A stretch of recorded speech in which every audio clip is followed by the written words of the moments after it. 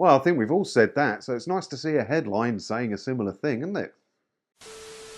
Hi, it's me again, and we've all said it, haven't we? The BBC is government controlled. Whether they say they are or not is immaterial. They exist because the BBC allow them to claim 3.8 billion quid a year in TV licence fees. Yes, it's a royal charter, it's all decided by the government. So the BBC is going to play the government game in anything, isn't it? Because it needs to keep them sweet because it wants a load of that, doesn't it? So when you see a headline like this, you're like, yeah, I know. Let's have a look at this article, shall we? Stephen Moffett, the BBC will never be safe in the hands of the government. Asked about the tensions between the corporation and the government, he said, "Do I trust the BBC in the hands of the government? No, I don't. The BBC quite rightly interrogates everybody. It's the job of the BBC to speak truth to power. You can't allow power to defund the truth. That's just not acceptable. You'd have to be an infant not to understand that there's nothing else like it. It will never be safe in the hands of the government." Yeah, how can the BBC be truly independent if the fate of paying the bills relies on the government? Someone like ITV, you can believe, is fully independent because they make their own money. They're not relying on anybody but themselves to keep the lights on.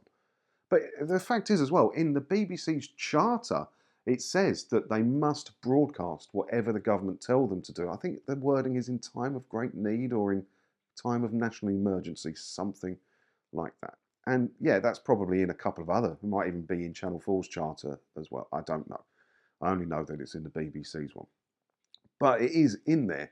And just having that in there tells you that you can't trust the BBC when they talk about the government or about politics or anything because they have to toe the line. They can't push it too far.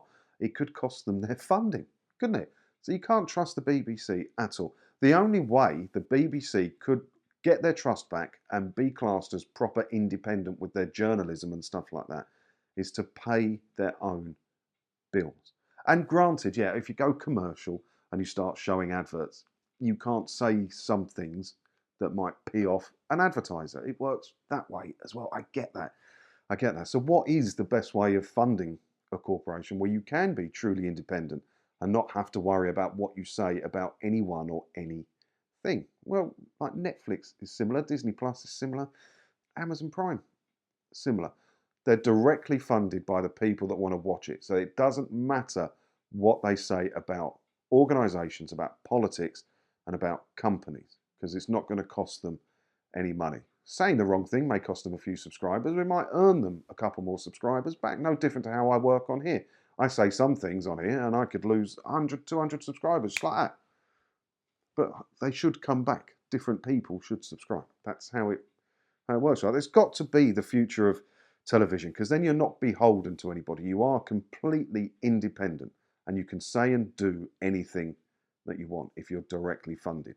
But in the meantime, the BBC should go commercial because at least it gets them out of government control, doesn't it? You don't have to worry that what they're saying in the news about politics is biased. You don't have to, they may still have their own biases, obviously, but you know they're not being controlled by an outside force because they're making their own money. They're not having to do it.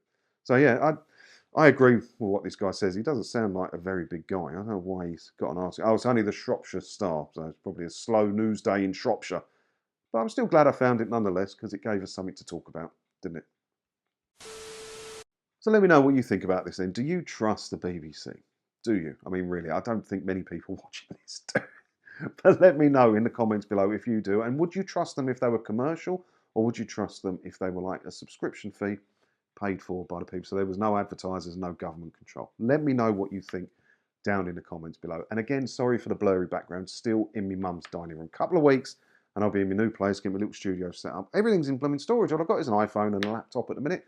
I'm trying to do the best I can. Sorry, normal service will resume shortly. So let me know what you think in the comments below. And as always, thanks for watching.